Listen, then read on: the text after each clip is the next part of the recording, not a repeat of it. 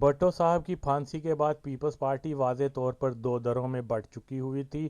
Party کے جاگیردار طبقے کا خیال تھا کہ بھٹو صاحب کے بعد پارٹی کا خاتمہ ناگزیر ہو چکا ہے۔ اس زمانے میں پارٹی کے جاگیردار ابن الوقت اندرونی طور پر ضیاء کے ساتھ ملے ہوئے تھے اور کئی ایک تو واضح طور پر ضیاء کے کیمپ میں داخل ہو کر پیپلز پارٹی کے خلاف سرگرم عمل تھے۔ پارٹی میں داخلی انتشار اور قیادت کا بحران بھی پیدا ہو چکا تھا۔ بھٹو خواتین کیونکہ اکثر نظر بند رہتیں اور عوامی رابطوں کا فقدان ہونے کے باعث راجہ انور جیسا نام نہاد سوشلسٹ ان سے مال بٹورنے کے چکر میں لگا رہتا اور ان کو مس گائیڈ کیا کرتا، تو دوسری طرف وڈیرے اس کوشش میں تھے کہ پارٹی کی قیادت کو اپنے ہاتھ لے لیں یا پھر پارٹی کو کمزور تر کر کے ختم کر دینا چاہتے تھے۔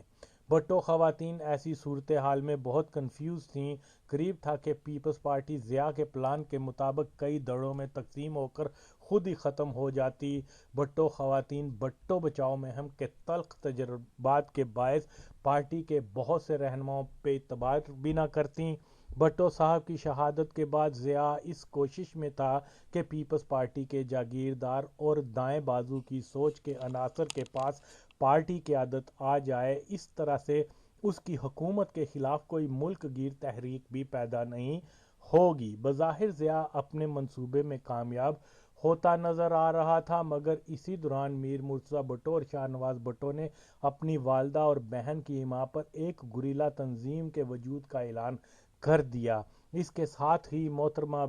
بیگم بھٹو صاحبہ اور بے نظیر نے پیپلز پارٹی کے درمیانے اور لیفٹ کے رہنماؤں، جن میں مسٹر قیوم بٹ صاحب، شیخ رشید، کوثر علی شاہ، زمورد شاہ، جاوید طیلہ، آغا برادران، ارشد اعوان اور دیگر بہت سے افراد کو کابل جا کر مرتضیٰ اور شاہ نواز کی تنظیم میں شامل ہونے کی پارٹی لائن دی۔ کوثر علی شاہ، جو کہ پاکستان سے فرار ہو کر لیبیا میں سیٹ ہو گیا ہوا تھا اور یہاں انجینئر کی ایک بہت اچھی نوکری کر رہا تھا، بھٹو خواتین کے اشارے سے سب کچھ چھوڑ کابل آ کر بھٹو برادران کی تنظیم میں شامل ہو گیا۔ گو کہ لیبیا میں رہتے ہوئے بھی کوثر علی شاہ نے پارٹی کاز کے لیے بہت کام کیا ہوا تھا اور بھٹو برادران کو لندن رابطے بھی کرتا رہتا۔ بھٹو برادران کی گوریلا تنظیم کی خبر پارٹی کے ان افراد کے لیے ایک تازیانہ بن کر پڑی جو ضیاء سے مل کر پارٹی کی قیادت کو اپنے ہاتھ میں لینے کے لیے پر تول رہے تھے۔ یہ لوگ جانتے تھے کہ پیپلز پارٹی کے جوشیلے کارکنوں نے اگر مرتضیٰ بھٹو کی تنظیم میں شامل ہو کر اسلحہ ہاتھ میں تھام لیا تو ضیاء کے ساتھ ساتھ ہمیں بھی مار ڈالیں گے۔ الذوالفقار کی دہشت کے باعث یہ عناصر کھلے طور پر ضیاء کے کیمپ میں جانے سے باز بھی رہے اور پیپلز پارٹی کی قیادت اپنے ہاتھ میں لینے کے منصوبے پر عمل بھی نہ کر پائے۔ یہ ایک اٹل حقیقت ہے کہ الذوالفقار کے وجود میں آنے سے پیپلز پارٹی کی قیادت بھٹو خاندان کے پاس ہی رہی۔ دوسری صورت میں پارٹی میں دائیں اور بائیں بازو کے شدید اختلافات کی وجہ سے پارٹی کئی دھڑوں میں بٹ کر ختم ہو چکی ہوتی۔ الذوالفقار میں شامل نظریاتی کارکنوں کی مرہون منت پیپلز پارٹی زندہ رہی۔ بے نظیر، جو کہ خود پارٹی کارکنوں کو کابل جا کر مرتضیٰ کی مدد کرنے کا کہا کرتی، اس کو تو الذوالفقار کا شکر گزار ہونا چاہیے تھا کہ اس تنظیم کے باعث وہ ایک متحرک و زندہ پارٹی کی قیادت اپنے ہاتھ میں لینے کے قابل ہوئی، مگر افسوس کے اقتدار میں آتے ہی اس نے الٹا ہمیں ہی دہشت گرد قرار دے کر خود پرامن جمہوریت کی رہبر بن گئی۔ اس پر یہ ستم کہ آج خورشید مراسی جیسا مسخرہ ہماری جدوجہد کی برکت سے قائم رہنے والی پارٹی پر قابض ہو کر بھٹو کے فرزندوں اور ان کے ساتھیوں کو جرائم پیشہ قرار دیتا ہے۔ بے ضمیر ہو یا اس کے چیلے، اس حقیقت سے کوئی انکار نہیں کر سکتا کہ بے نظیر میں کوئی ایسی قابلیت نہیں تھی کہ وہ ڈگمگاتی پارٹی کو سہارا دے پاتی، جبکہ اس نے تو ایک مقبول عوامی ملک گیر پارٹی کو چند سندھی وڈیروں تک ہی محدود کر کے رکھ دیا کہ وہ یہی کچھ کر سکتی تھی جو آج ہمارے سامنے ہے۔ الذوالافکار میں جو افراد شامل ہوئے وہ زیادہ تر ایسے نظریاتی تھے جو پاکستان میں نظام کی تبدیلی کے لیے بندوق اٹھانے کو دہشت گردی کی بجائے چے گویرا کا انقلابی راستہ مانتے تھے۔ راجہ انور نے اپنی کتاب میں الذوالافکار کے کارکنوں کے بارے میں جو منفی رائے دی ہے یہ لوگ نیم تعلیم یافتہ غیر نظریاتی قسم کے بدمعاش تھے، تو تحقیقات سے معلوم ہوگا کہ قیوم بٹ پیشے کے اعتبار سے وکیل، کوثر علی شاہ انجینئر، بریسٹر افتخار احمد، آفتاب گل، ارشد اوان، آصف بٹ، پرویز شنواری، بشیر چیمہ، نشا خان، قادر جتوئی جیسے اور بھی بہت سے افراد اسٹوڈنٹ لیڈر اور پڑھے لکھے لوگ تھے۔ اس لیے راجہ کے دعوے میں سچائی نہیں ہے۔ الذوالافکار اپنے مقاصد پانے میں گو پوری طرح سے کامیاب نہیں ہو سکی، جس کی ایک اہم وجہ ناقص منصوبہ بندی، وسائل کی کمیابی، راجہ انور کی ضیاع، جنتا کو خفیہ اطلاعات فراہم کرنا اور اس کا تنظیمی اسلحہ پاکستان میں پکڑوانا تنظیم کے لیے بہت نقصان دہ ثابت ہوا۔ پی آئی اے کی کامیاب ہائی جیکنگ کے ختم ہوتے ہی سلام اللہ ٹیپو اپنے 2 ساتھیوں کے ساتھ دمشق ایئرپورٹ سے سیدھا حافظ الاسد کے صدارتی محل میں لایا گیا، جہاں پر شامی صدر اور اس کے معاون کرنل ہاشم نے ہائی جیکرز کو ایک شاندار عشائیہ دیا ہوا تھا۔ اس عشائیہ میں حافظ الاسد نے ہائی جیکروں کو مخاطب ہوتے ہوئے بتایا کہ یہ ہائی جیکنگ آپ تینوں نے نہیں بلکہ میں نے اور کرنل ہاشم نے آپ کے ساتھ مل کر کی ہے۔ ہم 5 ساتھیوں نے مل کر ضیاء سے ہزاروں فلسطینی فدائین اور میرے عظیم دوست ذوالفقار علی بھٹو کے قتل کا ابھی تھوڑا سا بدلہ لیا ہے۔ میرا یقین ہے کہ آپ جیسے بہادر ساتھیوں کی عظیم جدوجہد سے وہ دن ضرور جلد آئے گا کہ ضیاء سے ہم اپنی تمام زیادتیوں کا بدلہ لے پائیں گے۔ شامی حکومت اور عوام آپ کے ساتھ ہر قسم کے تعاون کے لیے تیار ہیں۔ میں نے بھٹو کے بہادر بیٹوں کو انقلابی تنظیم کی مدد کے لیے اپنے تمام وسائل سے تعاون کی یقین دہانی کروائی ہے۔ ملک شام بھٹو کے شیدائیوں کا اپنا ملک ہے۔ میں نے خاص طور پر تینوں ہائی جیکروں کو شامی حکومت کا بطور خاص مہمان اپنے صدارتی محل میں رہنے کا انتظام کیا ہے کہ تا حیات اس میں قیام کر سکتے ہیں۔ حافظ الاسد کی اس بڑی آفر کے باوجود ٹیپو، ناصر جمال، ارشد اپنے ان ساتھیوں سے ملنے کے لیے بے تاب تھے جنہوں نے پاکستانی جیلوں سے رہا کروایا گیا تھا۔ اس لیے ان تینوں نے صدارتی محل میں رہنے کی دعوت کا شکریہ ادا کیا اور شامی صدر سے درخواست کی کہ ان کو اپنے ساتھیوں کے ساتھ رہنے کی اجازت دی جائے۔ اس طرح سے یہ تینوں اپنے کراچی کے ساتھیوں کے ساتھ ہوٹل میں آ کر رہنے لگے۔ ایک طرف تو دوستوں ساتھیوں سے چاہت اور خلوص نیت کا یہ عالم کہ صدارتی محل کا مہمان بننے کی دعوت کو رد کر دیا جانا، اور دوسری طرف ان دوستوں کی بے مروتی اور منافقت کا یہ حال کہ پلید پنکی پارٹی کے پالتو کتوں نے جب بانگ دوغل ہائی جیکروں کو ضیاء کا ایجنٹ کہا تو کوئی بھی اپنے موصلوں کی صفائی میں ایک لفظ تک نہیں بولا۔ جس پلید پنکی پارٹی کی بنیاد ہی جھوٹ و مکر پر رکھی گئی ہو کہ پہلے کارکنوں کے آگے ہاتھ جوڑتی تھی کہ میر اور شاہ نواز کی مدد کے لیے کابل جاؤ، انڈیا جاؤ، لیبیا، شام جاؤ، بھٹو شہید کے بیٹوں کے ہاتھ مضبوط کرو، انقلاب کے لیے بندوق تھام لو، ضیاء کا سر کاٹ کے لاؤ، اور جب امریکہ نے اقتدار کا عندیہ دیا تو اسی بغیرت نے اپنے بھائیوں اور ہم ہم کارکنوں کو جرائم پیشہ اور دہشت گرد قرار دے دیا، جبکہ یہ خود غریب عوام کا پیسہ لوٹ کر بدترین جرائم میں ملوث ہونے والی کراہت امیز ہستی کے طور پر ساری دنیا کے سامنے بے نقاب ہو چکی ہے۔ خدا کی قسم ہے کہ الذوالفقار کے کارکن ہرگز نہ تو دہشت گرد اور نہ ہی جرائم پیشہ تھے۔ اگر خورشید نام نہاد شاہ اپنے باپ کے نفتے کی ہی پیداوار ہے تو ایک بار میرے سامنے آ کر اپنا دعویٰ ثابت کرے کہ ضیاء کے خلاف جدوجہد کرنے والے بھٹو کے فرزند اور ان کے ساتھی جرائم پیشہ اور دہشت گرد تھے، تو میں بھی ثابت کروں گا کہ بے ضمیر ہی الذوالفقار بنانے میں پیش تھی۔ وہ نہ صرف جرائم پیشہ بلکہ مکار، عیار، بغیرت عورت تھی۔ اپریل 1981 میں دمشق میں میر مرتضی بھٹو نے ہائی جیکنگ میں رہا ہونے والے افراد سے ایک جذباتی خطاب کیا اور ضیاء کے خلاف مسلح جدوجہد میں ان کے مشن کی تکمیل کے لیے کابل چلنے کی دعوت دی۔ کچھ افراد نے رضاکارانہ طور پر اپنی خدمات پیش کر دیں کہ وہ مرتضی اور شاہ نواز کے ساتھ کابل جانے اور مسلح جدوجہد کرنے پر تیار ہیں، اور کچھ نے یورپ یا لیبیا میں پناہ کی درخواست کر دی۔ کابل جانے والے افراد میں پیپلز پارٹی لاہور شہر کے ایک قدیم کارکن بابا محسن نے جب اپنا نام لکھوایا تو میر صاحب بہت حیران ہوئے کہ یہ 65 سالہ شخص کیسے ایک گوریلا تنظیم میں شامل ہونا چاہتا ہے، جس پر بابا محسن نے جواب دیا کہ انقلاب لانے کے لیے جذبے کی ضرورت ہوتی ہے، عمر کی قید نہیں۔ کیا معلوم کہ کان ضیاء کی موت میرے ہی ہاتھوں لکھی ہو۔ میر صاحب بابا محسن کے جذبے سے بہت متاثر ہوئے اور اپنے ساتھ کابل لے آئے۔ اس کے علاوہ بشیر احمد دردی، جو کہ بنیادی طور پر کمیونسٹ پارٹی کا ایک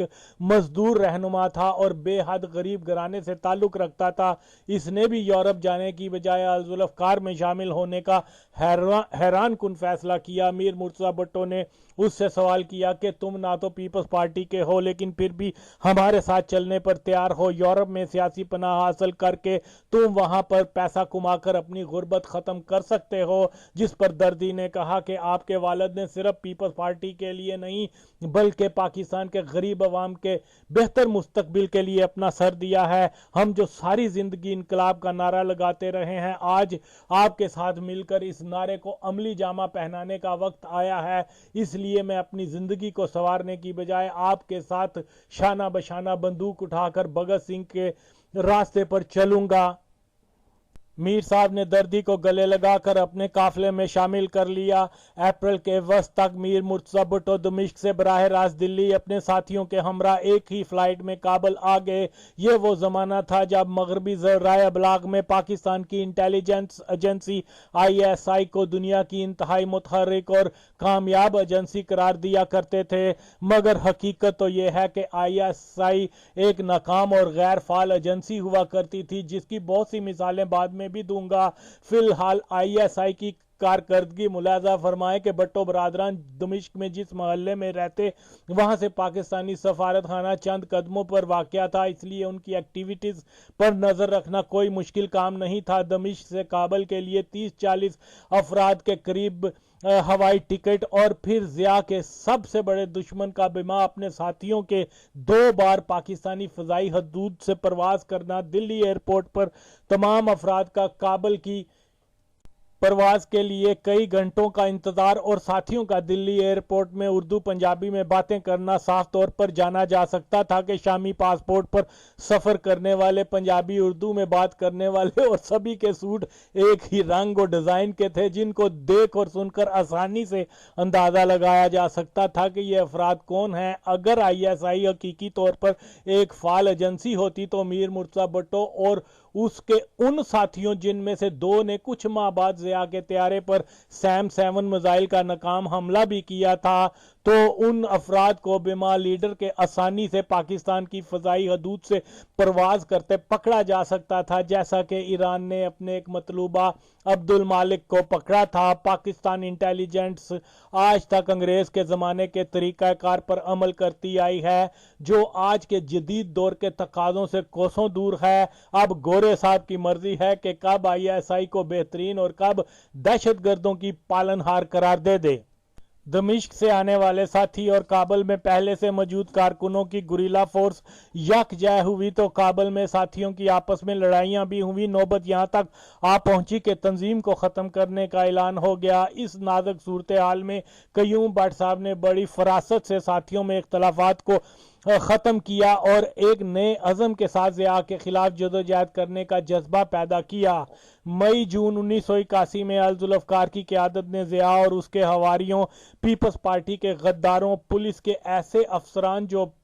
पार्टी कारकुनों पर बदतरीन तशद्दुद करते और भट्टो साहब के मुकदमे में जजों को ठिकाने लगाने का मंसूबा बनाया और ख़ास तौर पर पंजाब के शहरों लाहौर और पिंडी में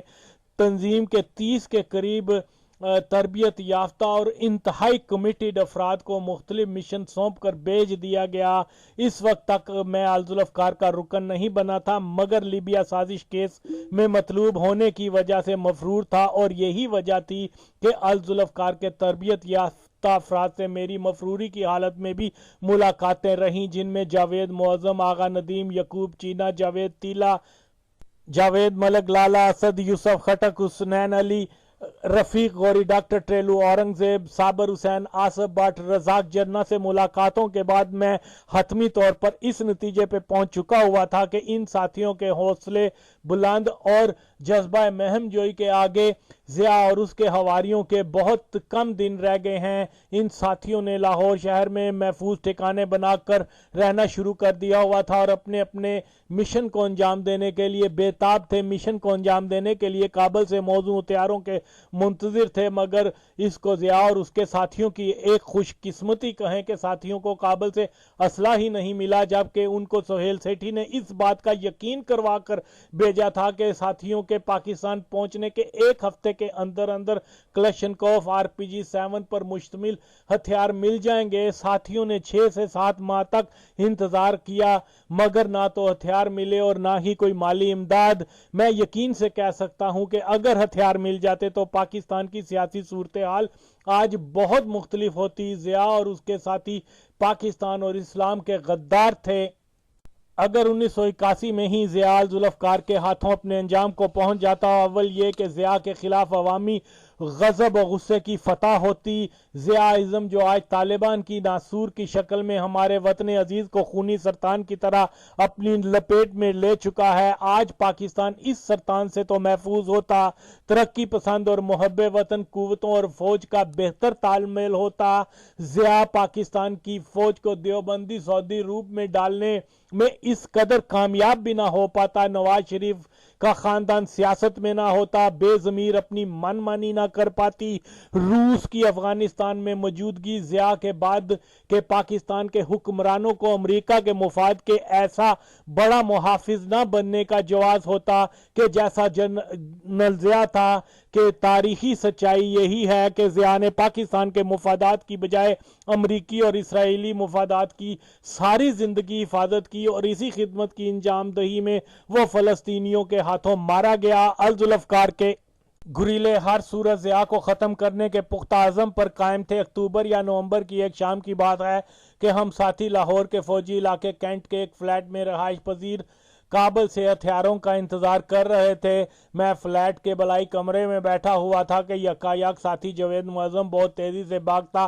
फ्लैट में दाखिल हुआ। हम सब साथी घबरा गए कि क्या माजरा है। मुअज़्ज़म से पूछें कि क्या हुआ तो उससे बोला भी ना जाए कि सांस फूली हुई, पसीने से शराबूर था। बड़ी मुश्किल से उसके हल्क से आवाज निकली, ओए पैन डैश डैश ज़िया सामने वाले घर में आया हुआ है। मैंने खुद उसको अपनी आंखों से देखा है। कुदरत ने हमें यह बहुत बड़ा मौका फराहम किया है कि हम इसके नापाक वजूद को ख़त्म कर दें। मैं तुम्हारा कमांडर हूं, बोलो तुम में कौन इस मिशन में मेरे साथ शामिल होगा। यकूब चीना, डॉक्टर ट्रेलू, जुबैर, आगा नदीम, हम सब ने हामी भर ली। यकूब चीना ने कहा कि हम तो अपनी जानों को हथेली लिए फिरते हैं, मगर पहले इस बात की तो तसल्ली कर लें कि जिस बंदे को हम ज़िया समझ रहे हैं क्या वो वाकई वही है। लिहाजा साथी जावेद मुअज़्ज़म, आगा नदीम और जुबैर उस कोठी के सामने से जाकर खुद अपनी आंखों से एक बार फिर से तसल्ली की कि सरवर शहीद रोड की एक फौजी अफसर या शायद किसी जज की कोठी के सहन में चाय नोश फरमाने वाला ज़िया हरामी ही था। तीनों ने वापस आते ही बड़े जोशीले अंदाज में कहा, चलो तैयार हो जाओ, दुश्मन हमसे चंद कदम के फासले पर मौजूद है। मुअज्जम और नदीम ने फौरी से स्टेन गन और रिवॉल्वर थामा। जल्दी में मंसूबा बनाया गया कि कोठी के बाहर एक मुसल्ला चौकीदार है और सिर्फ एक जीप में 2 सादा कपड़े वाले बैठे हैं। ट्रेलू, चीना, वसीम और जुबैर उन पर हमला करेंगे और इसके फौरी बाद जावेद और नदीम कोठी में दाखिल होकर ज़िया पर फायरिंग कर देंगे। हम सब इस मिशन पर अमल करने अपने फ्लैट से निकलने ही वाले थे कि मैंने यकूब चीना से कहा कि जो हथियार हम लेकर एक हेड ऑफ स्टेट को मारने जा रहे हैं तो ये वही हथियार हैं जो ज़हूर इलाही के कत्ल केस में इस्तेमाल हुए थे। इन नाकस हथियारों की वजह से ही तो मौलवी मुश्ताक जिंदा बच गया था कि स्टेन गन में गोली फंस गई थी और हैंड ग्रेनेड ही फटा नहीं था।